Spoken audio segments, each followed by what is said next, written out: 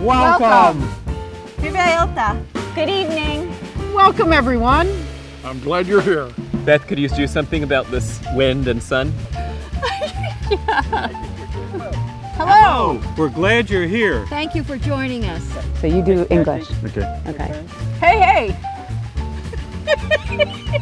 Welcome. Welcome. Hello. Hey.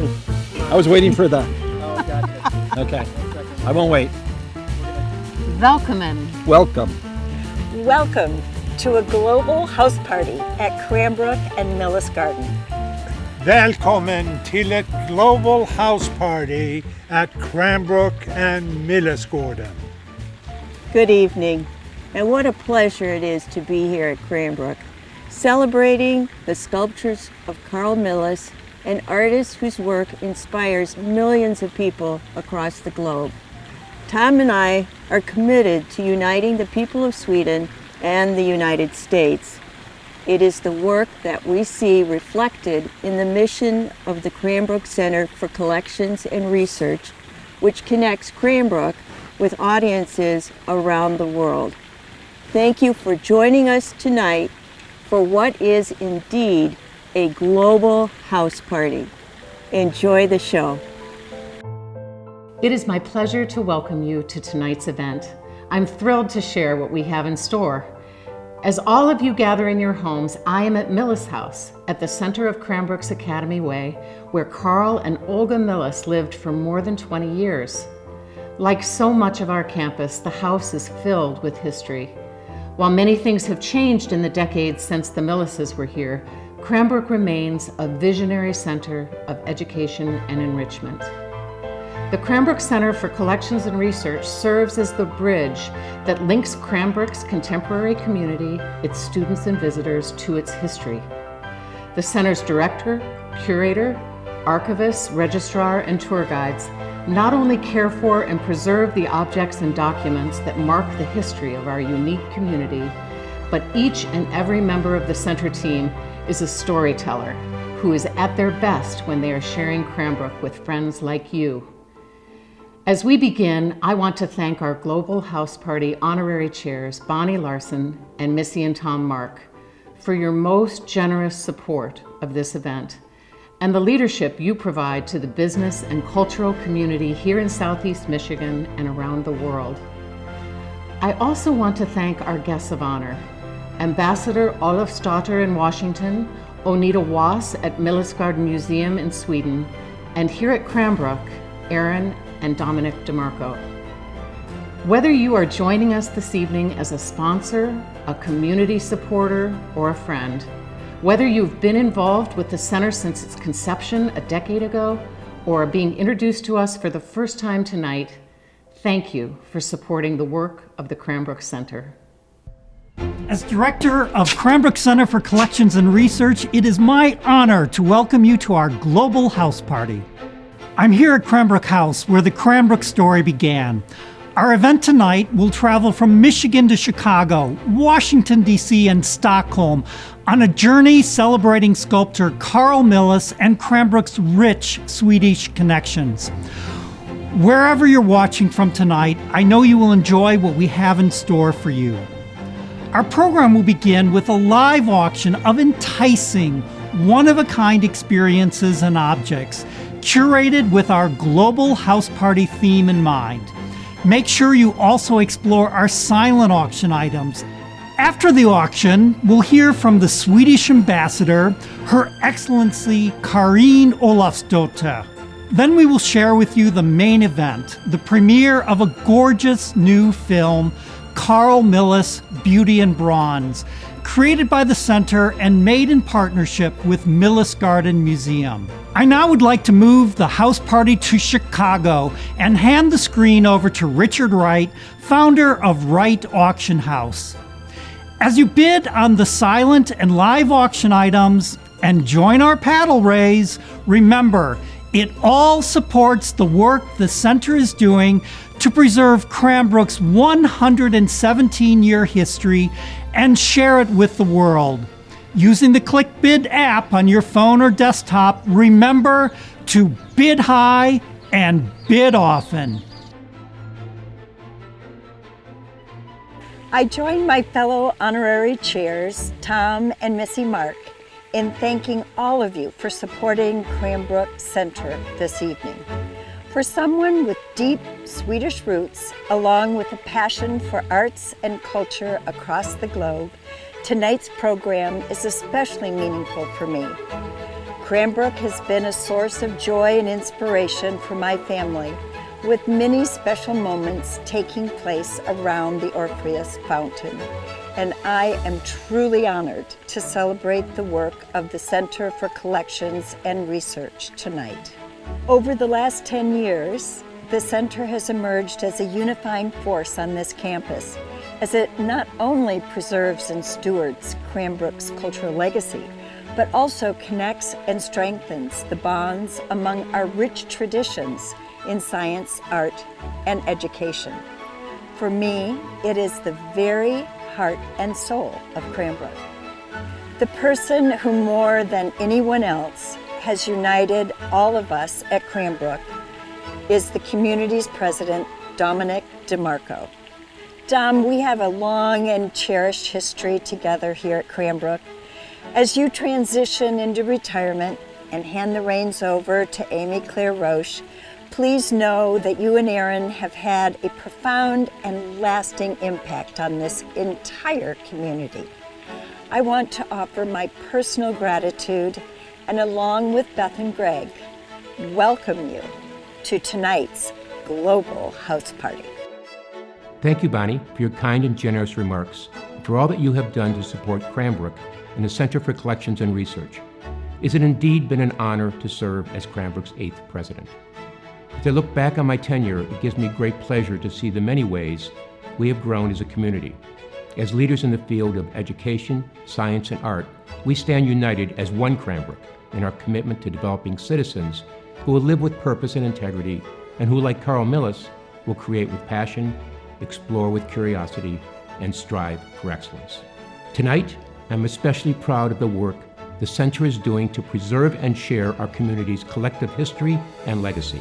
Through creative programming and dynamic stewardship of our archives and historic campus, the Center helps share and preserve the wonders of Cranbrook, extending the vision of our founders, George and Ellen Booth, well into this century. It is my honor now to introduce Thomas Mark, Honorary Consul for the Honorary Consulate of Sweden in Detroit. And welcome to the Global House Party from the Embassy in Washington, Her Excellency Karin Olofsdotter, Ambassador of Sweden to the United States. We are delighted to be here with Ambassador Karin Olofsdotter. My name is Tom Mark, and we will be discussing Carl Milles, and he is a towering figure at Cranbrook, and his many sculptures and fountains really define the campus. Among them is the Orpheus Fountain at Cranbrook, which also stands in front of the National Orchestra Hall in Stockholm. I understand that you have a connection to this artist, and who got his start in the city that you grew up in. Yes. Can you tell us a little bit more? No, he's very much part of my growing up, because I come from the town of Halmstad on the west coast of Sweden. And in the town square, quite huge square, there is the Europe and the bull, his big sculpture with the big bull and Europa sitting on the back. Right. And it's been there actually since 1926. Also, this is really a symbol of my hometown. You know, in the days when we sent postcards to each other, Europa and the bull was always on postcards, and it's really a very important piece from my childhood. I have been increasingly fascinated by the beautiful drawings that Olga, Carl's wife, has made. Are you aware of anything that's being done to bring her out of the shadows? And Yes, I mean, she was a painter in her own right. We also know that she was of paramount importance in his work. She was his closest collaborator and critique. So he listened very much to her.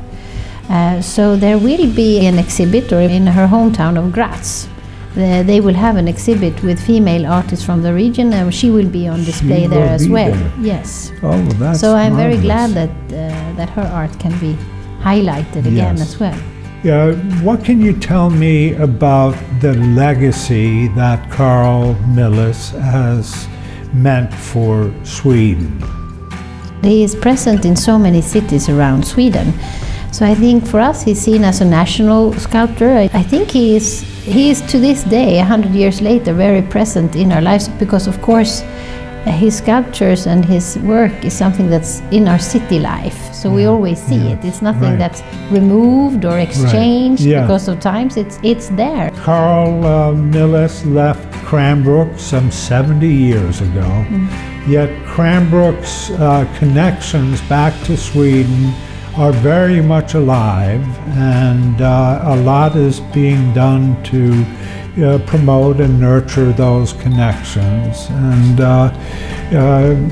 I would like your viewpoint on the importance of promoting cultural, especially connections between countries. And how do we develop those links? Yeah. So I think it gives an opportunity. Also, when you have institutions like Cranbrook, it gives an opportunity to keep our connection alive. Yes. Because as long as people are engaged, there will be contacts. Yes. So I think this is one of the most important parts of relationships between countries. We were so pleased to have you visit the Cranbrook campus 2 years ago. Of course, it's an amazing place. The architecture is fantastic. The art you see is fantastic. I really wish more people would come there.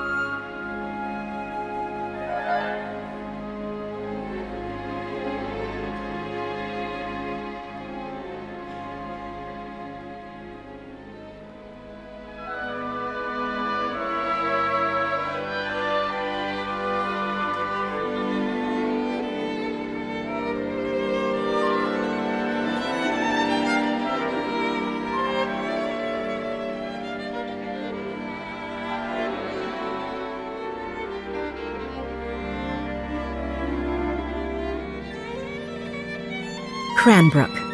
What began at the start of the 20th century as a private retreat for George and Ellen Booth, a home in the countryside north of Detroit, was slowly transformed by the visionary couple into a center of art, science, and education.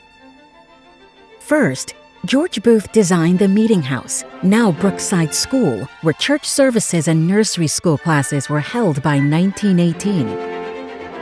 Then the Booths built Christ Church Cranbrook, with its soaring bell tower rising above the quickly changing landscape of farms transforming into suburban estates. As work on the church continued, the Booths established Cranbrook School for Boys. Its charming quadrangles welcoming boarding and day students for classes in September of 1927. Across the valley, Ellen Booth's determined vision propelled the building of Kingswood School for Girls, dedicated in 1931, a place where young women studied and lived in an environment of exquisite beauty. The Institute of Science opened its doors to the public in 1938. Here, gems and minerals were displayed, flora and fauna studied, and the heavens observed. And the project closest to George Booth's heart, Cranbrook Academy of Art.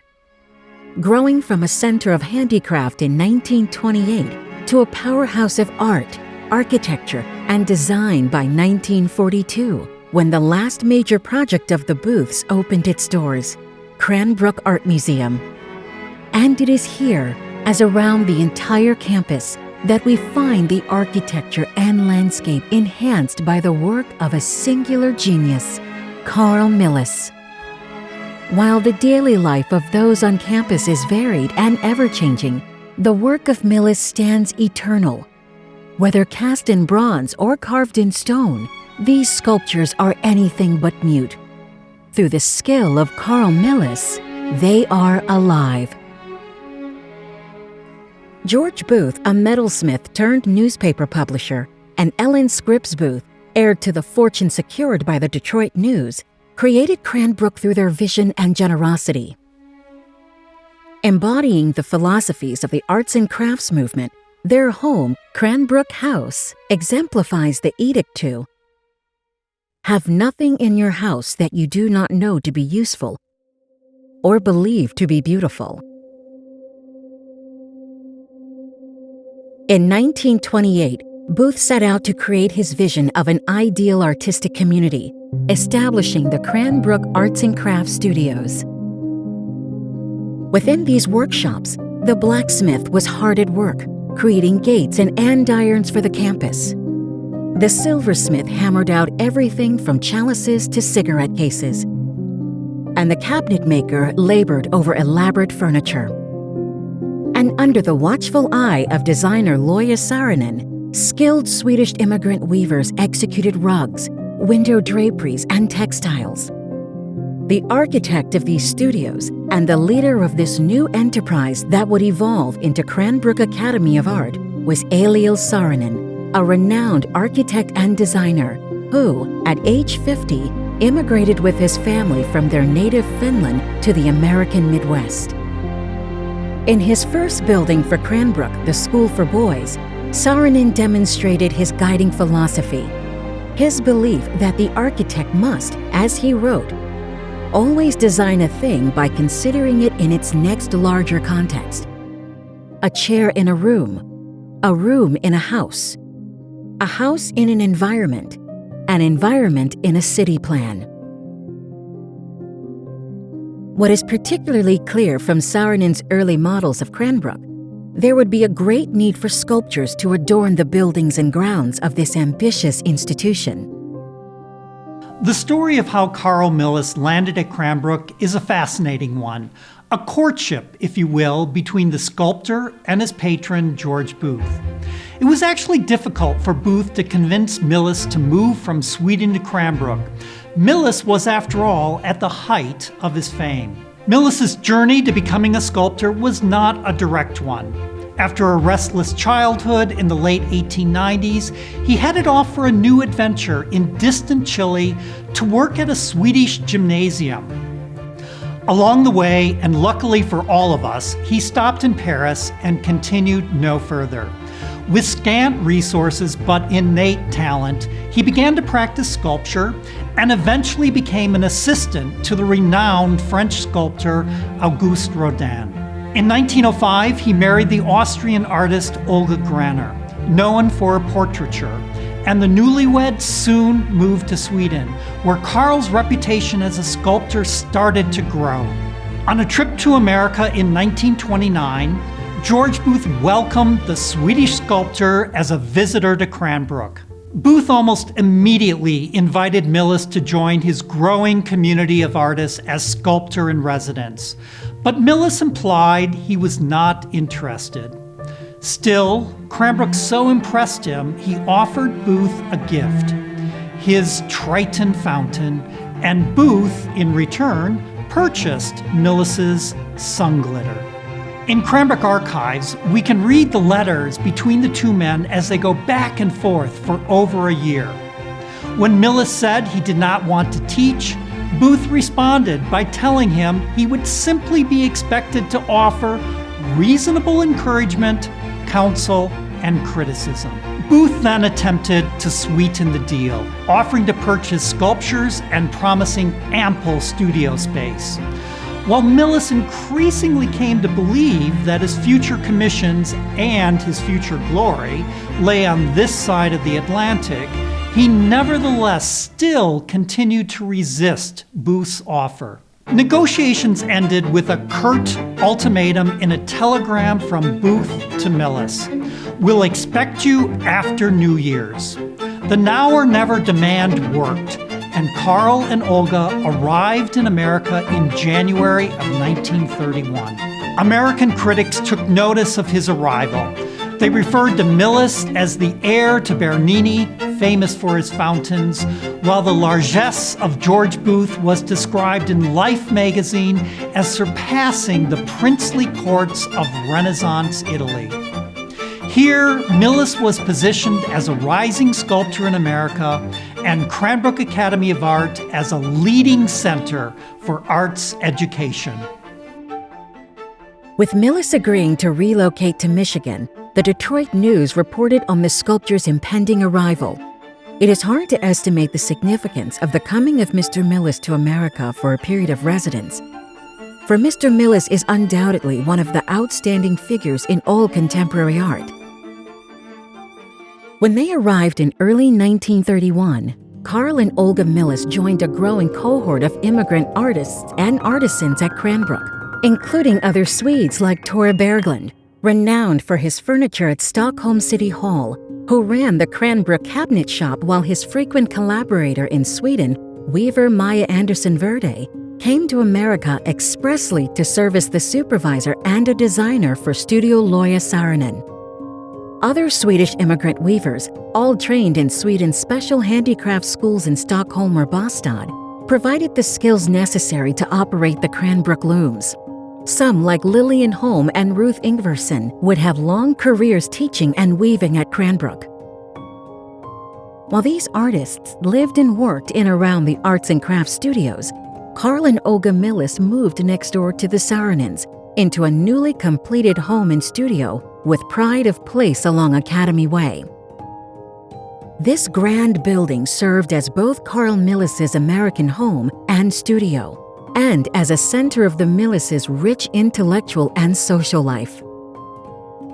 To be a visitor to Milles's house was to step into the mind of the artist. In his living room, it was ancient sculptures, not furniture, that took pride of place. He called this his library and told visitors that Voltaire had 5,000 books, but I learn every day from my Greeks.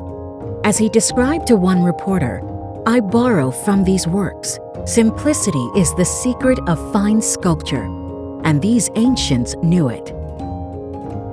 His prized collection of ancient sculpture not only informed Milles's work, but served as the entertainment at elaborate teas and dinners. Coveted invitations brought students and visitors into Milles's domain, where, flashlight in hand, he spent hours with enraptured listeners, examining details of the statues and unraveling the mysteries of their form. His voice was low and musical, and speaking slowly, he would ask his visitors, "Have you ever seen a room like this?" Milles always ended his ruminations with a piercing glance at his audience and his favorite phrase, "Isn't it wonderful?" Arched doorways led out to the verdant courtyard, which, like the living room, was filled with ancient artifacts arranged by Milles. Summer lunches were served on Roman marble tables, and the conversation ranged, as one guest described, from classical myths and religion to the cosmos and love, Napoleon and Mozart, Turner's sunsets, and Rome's glories. The Detroit News reported that when the Swedish sculptor puts aside his work each afternoon, he wants hot coffee and good talk. The host likes laughter and pleases his guests with stories of the far-off places he has lived in and people he has known. Enchanting dinners took place in the glowing interior of the dining room, outfitted with paintings in soft pastels by Swedish artist Henning Malmström, and classically inspired furniture from Sweden's most celebrated maker, Carl Malmsten. Atop the table, Hand-woven linens from Studio Loya Saarinen were embroidered with the Milles' monogram. Below, hand-knotted Rhea rugs designed by Milles and woven by Mrs. Saarinen's Swedish weavers tied the interiors together. While at the window, open-weave curtains framed views back toward the gardens. It was here, at home, where Milles could relax, philosophize, and study his beloved antiquities. But just steps away, behind the curtains, was where the real magic and passion of Carl Milles was on full display. Here, in his home studio, one of 3 workspaces Cranbrook provided its most eminent artist, was where Milles would begin new sculptures. He rarely started with sketches. Instead, he visualized the completed work and created a small clay model. This would be enlarged by one of Milles' many assistants to 1/3 of the size of the finished work. Milles then tackled the larger clay model, making anything from tiny changes to radical reforms. His team again mechanically enlarged the work to its final size, and once again, Milles pored over the sculpture, still not hesitating to incorporate new ideas. The completed clay model would then be cast in plaster and sent to the bronze foundry, usually the Royal Swedish Bronze Casting Company, led by Herman Bergman in Stockholm. Olga Milles too played a part in her husband's process, as remembered by Milles' student and friend, Svea Klein. Well, you see, he would never leave his studio until Olga had come in and given him a critique. And he got very upset first, but then he came back and said, after time, said, "Dear little Olga, you were right.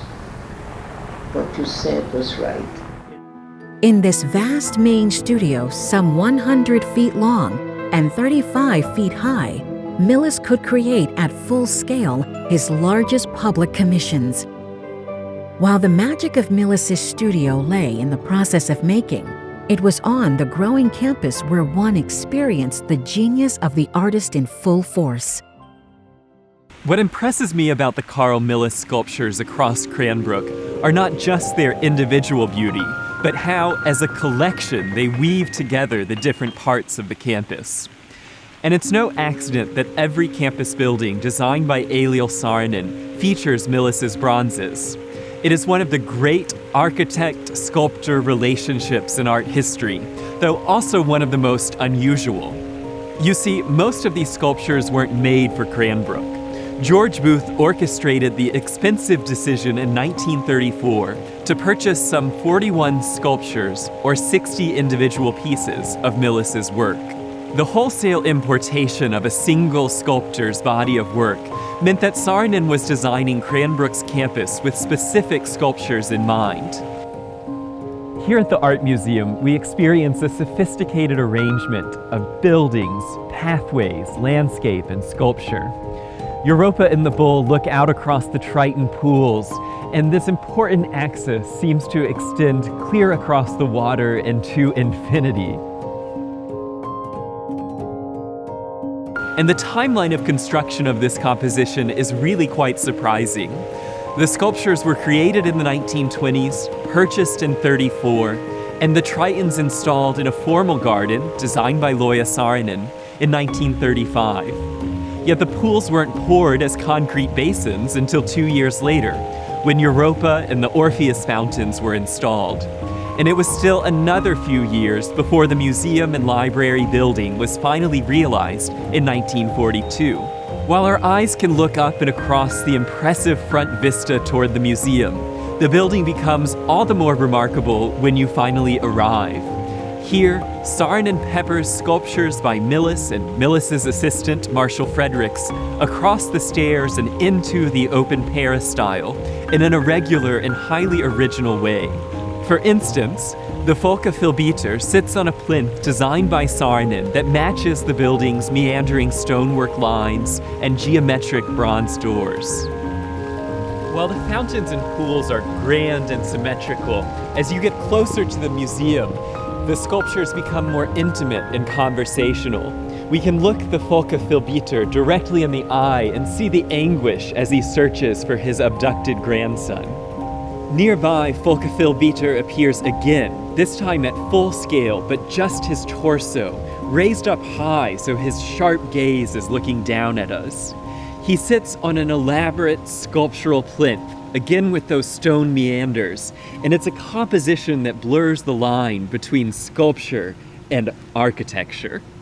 Millis's work, then, is the art which Saarinen's monumental museum visually extols. The sculpture is not simply decoration applied to the building. Instead, the sculptures tie the campus together and inspires the entire creative enterprise of the Cranbrook vision. As Eliel Saarinen said at the time of the 1934 purchase of Millis's sculptures, the acquisition of this collection will make Cranbrook one of the great beauty spots in this country and will add greatly to its importance as an art center. Indeed, everywhere on campus, Millis's work found sympathetic and harmonious positions. Millis sculpted figures from classical mythology like naiads, nymphs who guard over fresh water, or the chasing hounds of Diana, goddess of the hunt, or Pan, god of shepherds and music. And with playful streams of water that so entranced Millis, joyous mermaids and tritons. His passion for Scandinavian history is reflected in figures like Ingelbrecht, the medieval Swedish warrior and liberator, or Sven Hedin, Swedish geographer and explorer. Millis was a lover of nature and gave as much attention to his animal figures as to the creatures that might latch onto them. Other animals are more than they first appear. The running horse was, as Millis wrote, a portrait of myself running without a rider. Religion provided further subject matter. Here, Millis dramatized the conversion of St. Paul and conveys the rich emotion of the subject through sinuous muscle, swirling fabric, and tight composition. And always, the power of each sculpture is enhanced through its architectural context. The Jonah Fountain stands as Millis's only sculpture at Cranbrook, made specifically for Cranbrook. As Millis wrote, "Jonah was the first thing I started here at Cranbrook. When I started it, I didn't know what to do, but wanted to make a joke for the children. I thought it would be right to have Jonah appearing with a surprised look on his face." For its installation in the fall of 1932, Herman Bergman accompanied the fountain from his Stockholm foundry to Bloomfield Hills. He directed the crane operator, who swung the enormous fountain into place and oversaw the connections of 80 small pipes to jubilantly spray jets of water from the fishes and whale. Jonah was, in fact, commissioned for the courtyard of Kingswood School for Girls, a location deemed too small for this monumental fountain. Instead, the dramatic entrance of Kingswood frames Diana, the lyrical dancing goddess. Generations of Cranbrook students have looked out of their sprawling school toward the dancing girls, flitting toward the sky aside Kingswood Lake. Beyond his sculptures here, Millis had a special place in the life of Kingswood students. On unforgettable field trips across campus, the young girls visited Millis in his studio. The class of 1949 even elected to have Millis serve as their honoree for their class ring ceremony, which then took place in Millis's grand studio. Kingswood also served as the backdrop for Millis's memorable 70th birthday celebration, a chance for the community to gather together in celebration of its great sculptor and artist in residence. Melinda Booth, granddaughter of George and Ellen, helped ring in Millis's 7th decade. As important as myth, history, and religion were to Millis, there are also great moments of levity in his work, as in his charming moose, sculpted around 1923 and installed many decades later in Brookside's Vlasic Early Childhood Center. One of Millis's most distinctly American sculptures, the Ice Princess, was inspired by a visit to Rockefeller Center's iconic skating rink.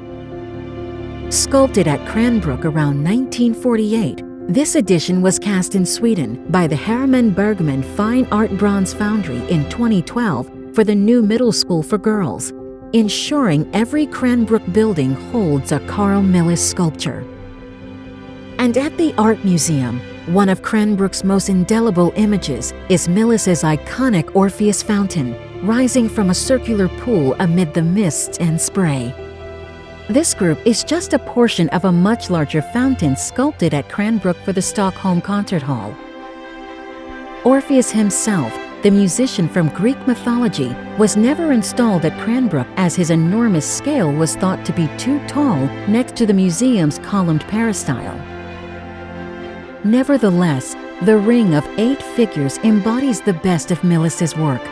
A strong composition, dynamic forms and emotive faces, and a flirtatious combination of water, sculpture, sight, and sky.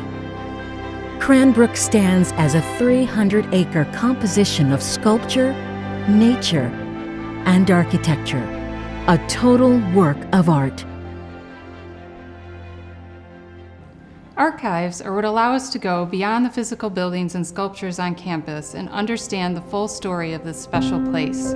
Within the collections of Cranbrook Archives, Carl and Olga Milles are represented in all manner of interesting ways.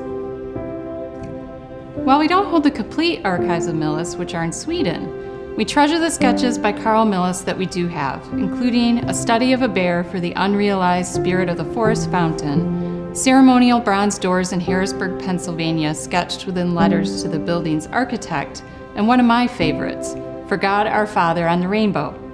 Originally, Milles titled the work Lord on the Rainbow, Placing New Stars on Heaven. In the end, it became known as For God Our Father on the Rainbow. What I find most revealing within our holdings are the connections we see between Milles and his friends, co-workers, and students. Particularly, we can see the strong friendship between our founders and Milles in places like the inscribed monograph of Milles's work from the Booth Library, or the wonderful birthday card for Ellen's 80th birthday with sketches by Carl. We can see how Milles was not only a mentor, but developed lifelong friendships with students in a scrapbook assembled by Milles's Swedish-American student, Nona Söderlind. In the archives, we have oral history interviews with many of Milles's Cranbrook peers, including Marshall Fredericks, who was an assistant to Carl and instructor at Cranbrook, and went on to an illustrious career as a sculptor in Detroit. The acid oxidizes the bronze, turning it to a light green. More applications of acid follow until the right depth of color enriches the great bronze casting. The Spirit of Detroit, a 16-foot bronze statue at the City-County Building. A statue that stands for all those ties which bind a city and its people together. There's also Richard Askew, our photographer in the 30s. These tapes really breathe life into the written and photographic record.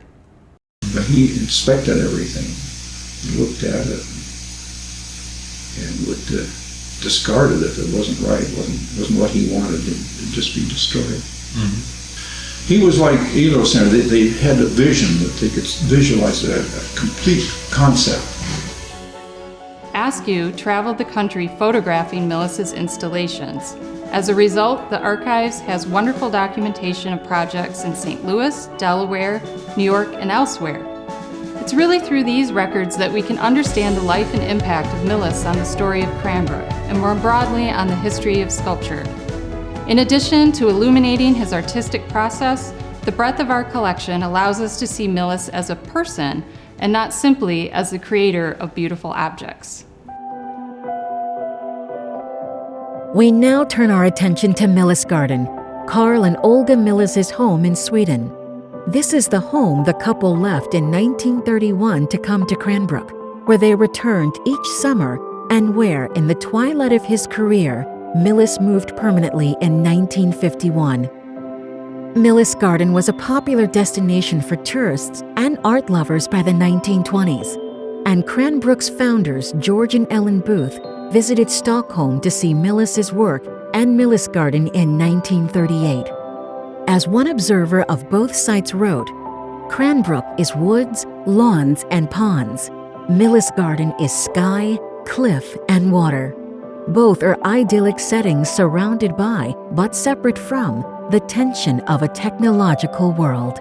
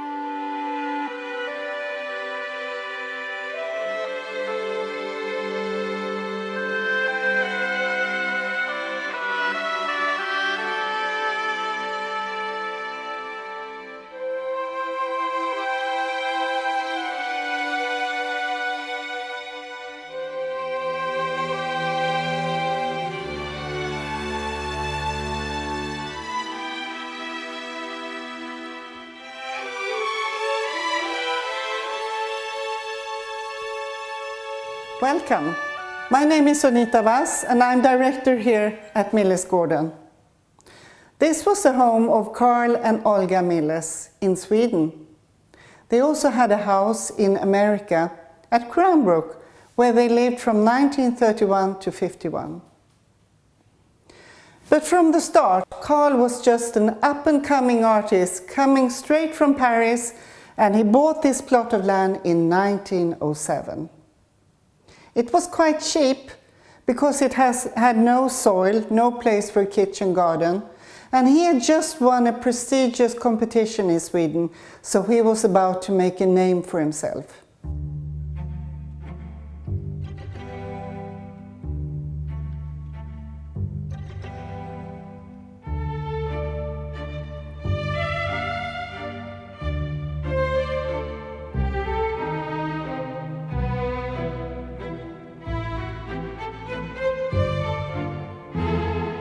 He built this house in a national romantic style, quite heavy from the start, and then he transformed it to the suitable style of the 1920s, a neoclassical style, as you see here around me.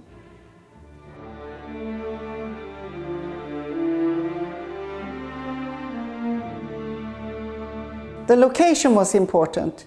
It is placed on an island just outside of Stockholm, and it has a very high location with the water mirror down below.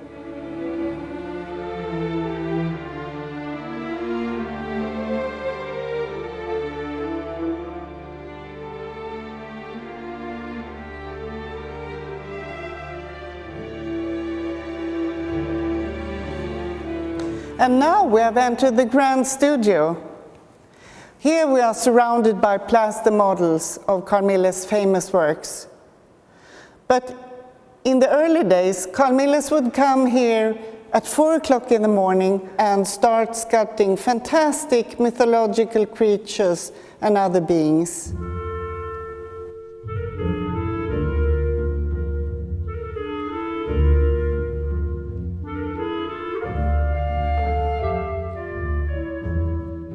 We stand here surrounded by many plaster models of Carl Milles' famous works. Beside me, we have Europe and the Bull, a plaster model from 1921, and it was originally created for the city of Halmstad in Sweden. Europe was a Phoenician princess, and she was abducted by the god Zeus, who had transformed himself into a beautiful white bull. He took her on his back and flew all the way to the island of Crete, where they lived and had some children, amongst them the famous Minos, who became king of Crete.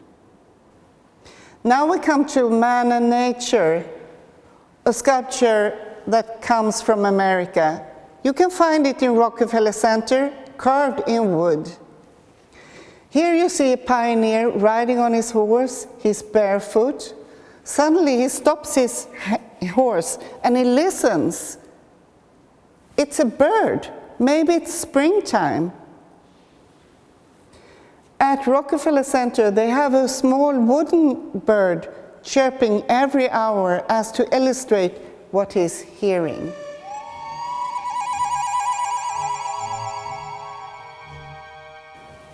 This is Hylas, Milles' first work. Hylas was a beautiful boy who was sent to collect water from a pond. There he met the water nymphs, and they saw him and they liked him, so they dragged him down into the depths. They wanted to keep him for themselves. A sad story, but still a very beautiful sculpture.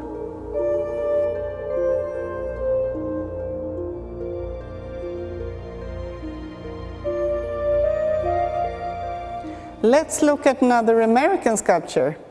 This is Orpheus, created 1931 at Cranbrook, then shipped over to Stockholm, cast in bronze here, and placed at Hötorget Square in Stockholm, just in front of the concert hall where the Nobel Prize is awarded each year.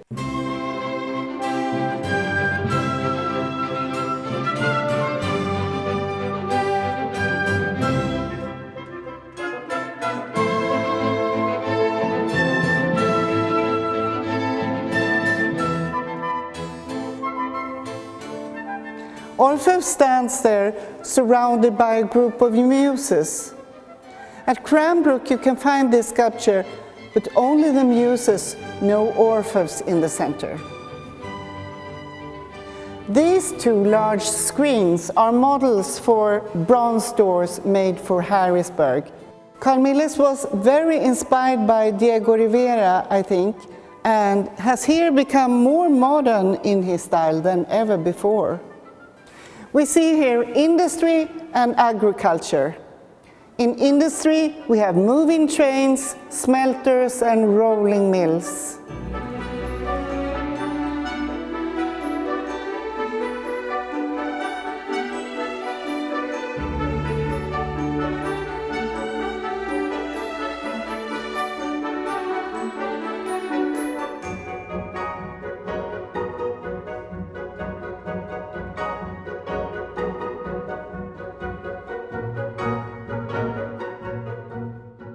For Milles, the studio was the most important room in the house. It was important for him to have space here, because this is where he would sculpt his very large sculptures. And he had a commission from the beginning that was 12 meters high, and he had to have it open all the way up to the ceiling. Later they had to take it down to preserve the heat. It was quite cold here in wintertime, actually. It also has these great windows facing north, as it should be in all good studios.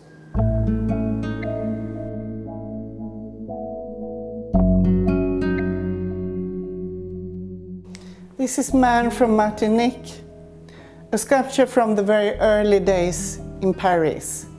Carl Milles was very inspired by Auguste Rodin at this time, and you can see that in the base, this very unfinished clay here, the sculpture rises up from it.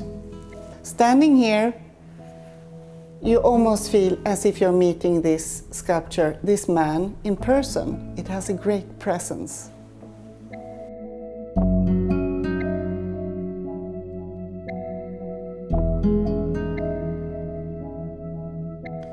One night in Paris, Milles went out to see the American dancer Louis Faller perform. She did her serpentine dance, as you can see here, with wheels and long sticks, and it was really exotic for that time. Then he went home to his studio and he created his own sculpture, his version, his own serpentine dancer, and that's what you see here. And do remember to look down on the floor. There are flowers here carved by Olga Milles in stone. We see lily of the valley, violets, and other typical Swedish flowers. This is the Red Room, very much inspired by Pompeii. Carl and Olga took a trip there in the 1920s, and they came back and they laid the mosaic floor, and they had this red fresco walls here all inspired by that wonderful experience of Pompeii.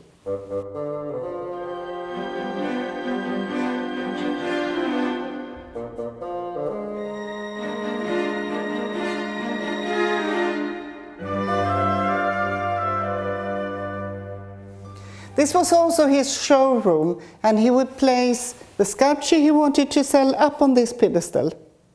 And here we see sun glitter, a mermaid riding on a dolphin. And she is a wonderful creature, and she actually was Carl Milles' favorite sculpture.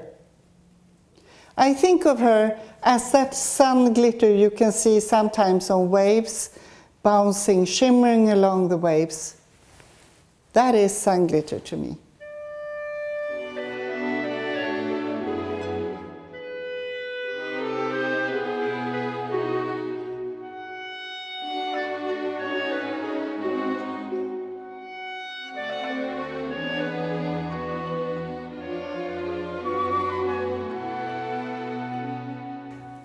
Selling sculptures was important to Carl Milles, and it's still important for us as a foundation to keep Millesgården Museum going.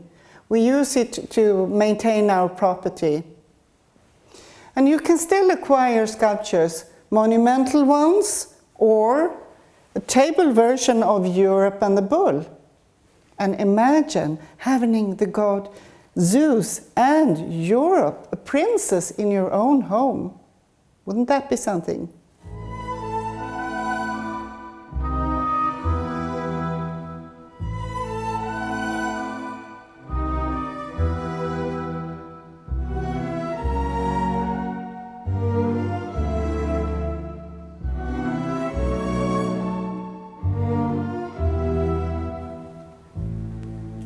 This is the antique collection, or the library as Carl Milles used to call it. He used to buy these sculptures from dealers in Paris and Rome, and he placed them here. This is where he learned how to sculpt. He learned from these very ancient sculptors 2,000 years ago, imagining that you would sculpt a figure covered with fabric and do it all in marble. That's really difficult. But still here you can feel that there is a hand beneath this thin veil of marble. We also have some sculptures with a very dramatic history, like this little head here. It was found in the 1920s when they were dredging the Hudson River in New York. And it was certified to be a Roman portrait of Caesar Augustus. But how it came up to be in the river and how Milles acquired it, we really don't know. It is still a mystery.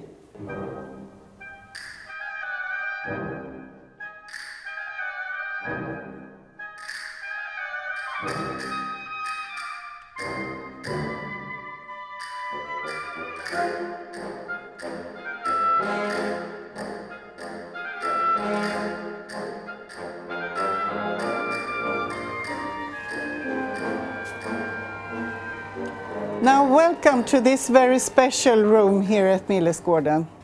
This is our plaster archive. Here we keep all the plasters from all Carl Milles sculptures that are placed all around the world. And we are like a spare part museum, so if a sculpture breaks, it really does. But if it does, you can always find a spare part here at our place. Here, for an example, if Orpheus would break a leg, we have one here instead. Now, this is really our treasury. This is how we still can cast and sell sculptures. So thank you, Carl, for keeping this for us.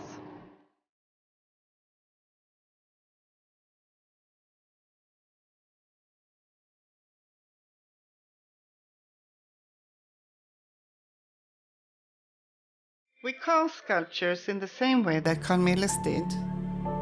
And we still use one of his favorite foundries, Hermann Bergman. They work with traditional techniques and have preserved a craftsmanship that is so important to us at Millesgården. Here we see the bronze. It is 1100 degrees hot, and it's being poured into the mold. Then the different parts of the sculpture is welded together, then chiseled so the surface becomes smooth.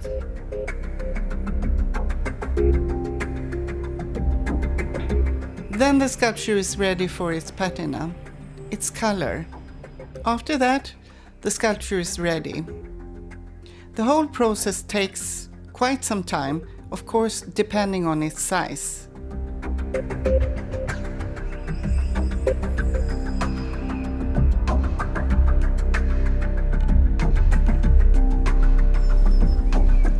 Now we have come to the sculpture park.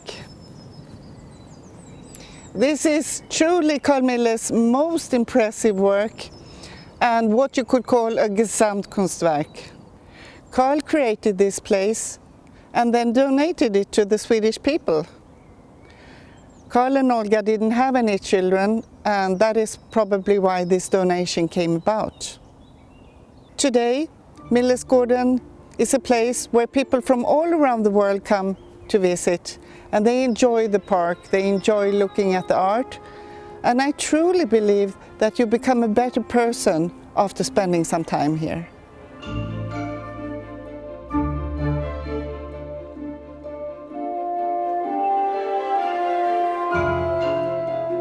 I'm so glad you could join us tonight for Cranbrook's Global House Party. I invite you all to come to Millesgården. Although we are separated from Cranbrook by an ocean, we share so many things. We are both kindred places and places of beauty and tranquility. So please come and visit us soon.